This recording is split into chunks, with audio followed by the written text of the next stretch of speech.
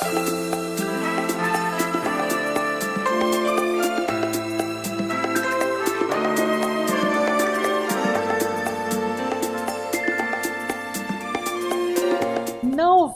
ini bikin acara segede ini, ya. Saya sebetulnya mau nanya tapi pertanyaannya saya simpen dulu karena gini loh. Kenapa ya Nov? Kok pilihnya Eternal Blossom? Terus sebagai perempuan-perempuan ranum nih, itu saya jadi gini, Novi celebrate us loh gitu loh. Why choosing Eternal Blossom sebagai tema utama sih Nov? Udah gitu aku lihat barangnya lucu-lucu, aku pengen borong semuanya. Nanti kalau habis, jangan-jangan saya yang beli. Cie. Gimana Nov? Oke, kenapa Eternal Blossom?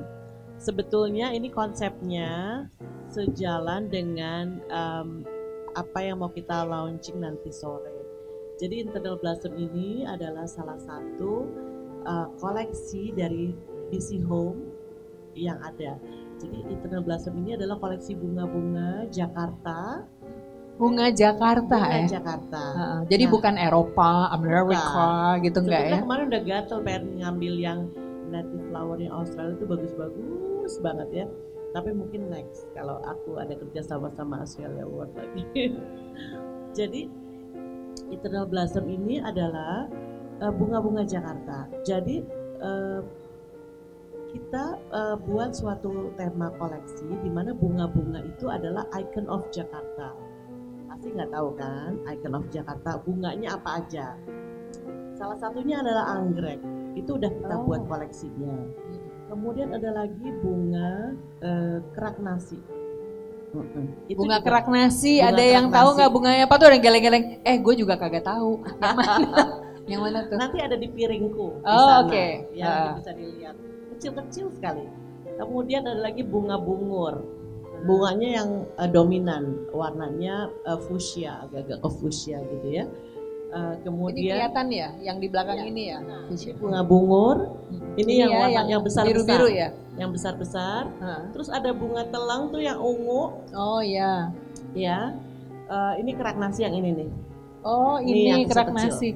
Nanti dicari ya. Sebetulnya Google. Sebetulnya ada beberapa bunga lagi yang icon of Jakarta seperti flamboyan. Kemudian ada lagi tapak darah. Tapak darah tuh yang itu. Terus ada lagi nona makan sirih. Tapi mungkin next collection lagi. Jadi koleksi pertama karena pabriknya angkat tangan, Nov, gue nggak kuat deh. Jadi kita datang ke pabrik, aku mau bikin koleksi ini gitu langsung kan. Gue nggak kuat, Nov. Udah 2 dulu katanya. Jadi aku keluarin Eternal Blossom seri pertama. Kemudian ada koleksi batiknya adalah Saung Galing. Nah, Saung Galingnya itu yang koleksinya yang klasik sekali. Nah, nanti bawahku bisa dilihat di sana. Kita punya 2 koleksi. Satu koleksi hitam, yang blacknya dan yang putihnya. Itu cantik banget. Atau kalau misalnya memang yang pengen inovatif, bisa di-combine. Jadi koleksi Saung Galing hitam dan putih. Cantik banget sudah di display. Aku kasih contoh displaynya gimana sih caranya.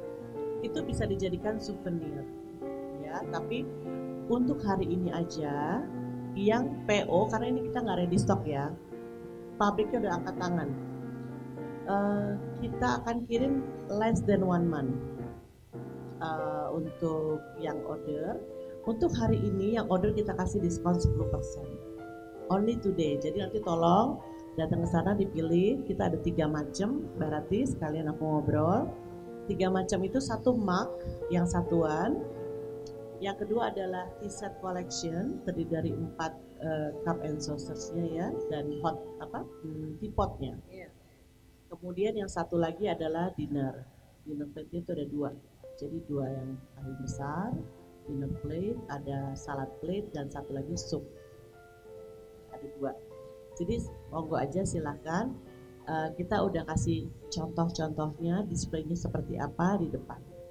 Yang ada tulisan do not touch. Do not touch. Ya, because you break it, you buy it. Oke. Dan ternyata Novita Yunus dengan semua ide kreatifnya, ya. Aduh ini luar biasa deh. Saya pokoknya udah ngefans abis. Terus terang ya, lemari baju saya 80% isinya batik chic, ya ampun. Nov, Ini pertanyaan berikutnya nih ya. Sebetulnya saya yakin pada pingin tahu ya. Udah tahu tapi pingin tahu harus diucapin sama Novita Yunus. Apa yang tadi sudah disampaikan oleh Mbak Oki Asokawati ya. Tapi gini loh. Kok bisa ya Nov ya? Yang tadi tuh di awal saya bilang baru diundang aja kita berasa kece. Betul nggak? Kita datang ke sini, kita reunian terus berasa kita ada di dalam gerombolan perempuan-perempuan kece. Apalagi begitu kita udah dandan, kita pakai bajunya, kita milih bajunya gitu. Kita tenggelam di dalam surga elegan. Nah pertanyaannya, apa sih ya rahasianya batik chic? Ini kan Novita Yunus banget nih ya. Bisa menghadirkan busana secara konsisten. Busana yang sudah chic, ngomongnya harus bener ya, bukan cik-cik, bukan ya. Chic ya. Yang chic dan membuat kita semuanya tampil menarik dan elegan. Because Eternal Blossom itu isinya chic dan elegan. Bukan hanya di baju tetapi juga di ruang makan kita. Ya, silakan deh Nov. Oke.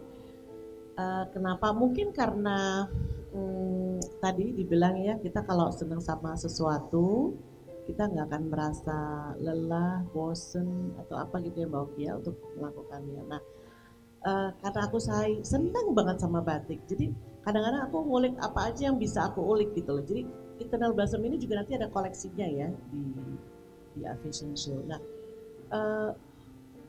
kita ngelihat barang-barang kain-kain batik yang tua-tua tuh Mbak. Aku tuh selalu gini, aduh ini dari zaman dulu tuh artis maksudnya orang yang mengerjakan pengrajin batik itu udah luar biasa. Aku tuh nggak masuk di akal tahun berapa tuh yang nggak tahu tren, tiba-tiba dia bisa menemukan ungu tiba-tiba ada kuningnya atau ungu tiba-tiba ada hijaunya. Itu menurut aku luar biasa. Nah, tapi hal-hal seperti itu kan kita nggak mungkin pakai ya Mbak. Kita hanya bisa menikmati aja. Ini kainnya bagus banget, tapi nggak bisa kita pakai. Nah, itulah di situ kadang-kadang aku bikin dan kemudian aku repro kainnya untuk bisa dipakai. Kemudian aku contek tuh elemen-elemennya untuk aku kemudian buat di bordir misalnya untuk kemudian dipakein. Jadi sebetulnya banyak banget ide-ide yang timbul ketika melihat batik-batik itu Mbak. Dan ini kalau udah deket Novi ya, lagi cerita begitu, sambil pegang kain, siap-siap aja deh kalau nggak dompet, kartu kredit, ATM, QRIS gitu mesti dijagain. Tanpa sadar ya, saking ikut bergelora Mbak Oki ya. Ini bagus Cin, coba pakai. Dibuka sama dia, gitu saya langsung gue ambil deh. Bahaya nih, bahaya. Ini baru, apalagi Novita, orang Erna aja kalau udah kirim-kirim saya bilang, aduh Erna harus ketat nih financial planning. Dan dia tahu persis tanggal berapa harus nge-WA Bu Rati. Ngeri deh Mbak. Ayo silakan Oki, Oki lagi Novi lanjutin. Jadi memang aku sengaja gimana caranya orang itu nggak bosen. Gimana caranya itu orang tuh selalu aja ada yang baru, ada sesuatu yang baru. Padahal itu barang yang lama. Yang aku olah itu barang yang lama. Jadi batik itu bisa macem-macem. Jadi suatu pengrajin misalnya kita tuh sebetulnya kaya sekali loh Mbak, Masya Allah. Aku tuh nggak habis-habis karena begitu ketemu pengrajin, ya ampun Bapak ini bikin ini bagus banget gitu loh. Kadang-kadang aku inovasi lagi. Cuman kalau aku inovasi terlalu banyak, yang ada di pasaran batik nggak laku-laku. Jadi aku yang ada di sini adalah sekitar 70% aku beli di pasaran dengan aku kurasi, 30% baru aku inovasi. Jadi aku akan inovasi Pak, boleh nggak Bapak bikin seperti ini, atau Bapak dibikin di material yang lain, biasa dia bikin di katun misalnya. Coba deh Bapak bikin di batik, di kain sutra. Ngapain Mbak, orang aku aja ini udah laku gitu kan, kadang-kadang begitu. Nah, di situ kita harus sabar-sabar ya, untuk mengajak pengrajin-pengrajin yang sudah sedikit loh pengrajin kita. Makanya aku selalu tambah lama bilang, tambah dikit ya. Iya, tambah lama tambah sedikit. Yeah. Sementara yang senang sekarang sama batik, tambah lama tambah banyak. Belum lagi aku rebutan sama desainer dari luar. Kadang-kadang aku kalau datang ke pengrajin gitu, Bapak ini nggak mungkin deh di Bapak bikin warna ini. Iya Mbak, pesanan dari Jepang. Kan aku kadang-kadang, aduh miris ya kok kita kalah ya gitu. Jadi Kalah cepet ya. kalah cepat gitu ya. Apa namanya, makanya aku bilang tolong deh, apa namanya, kita harus mengencourage diri kita untuk melestarikan batik dengan cara satu memakai batik, kedua harus beli, nggak mungkin nggak beli gitu loh Mbak, karena kalau nggak itu nggak berputar perekonomiannya, harus beli gitu. Kemarin mau sharing sedikit, kemarin waktu COVID itu yang namanya pengrajin itu nelpon Novi itu udah, Mbak Novi itu ngeliat stoknya mereka Mbak, waduh betul-betul karena pameran 2 tahun nggak bisa gitu kan, nggak ada yang mau beli-beli pada saat krisis. Jadi itu mereka amat sangat terpuruk ya. Nah, jadi mereka ada yang, Mbak pengrajinku udah kerja di pabrik loh, pengrajinku udah ada yang di kerja di apa ya, Indomart lah, Alfamart lah, apa aja gitu loh, udah nggak mau kerja lagi.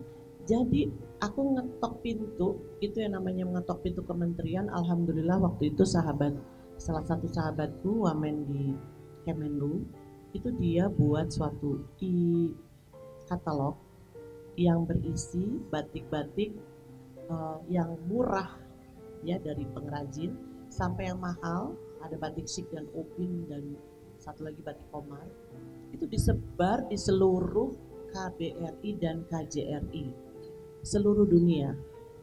Jadi ada sekitar 160 sekian lah lebih. Itu dalam sekejap Mbak, udah habis langsung. Dan itu amat sangat membantu pengrajin untuk kemudian mereka bikin batik lagi. Nah jadi hal-hal yang seperti itu yang kalau gue nggak bikin nanti pengrajin gue nggak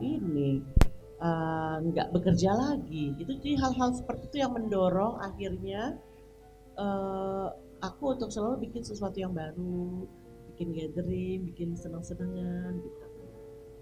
Ternyata Dengan alasan batik. iya, dengan alasan batik, saking cintanya sama batik. Tepuk tangan dulu dong. Tepuk tangan.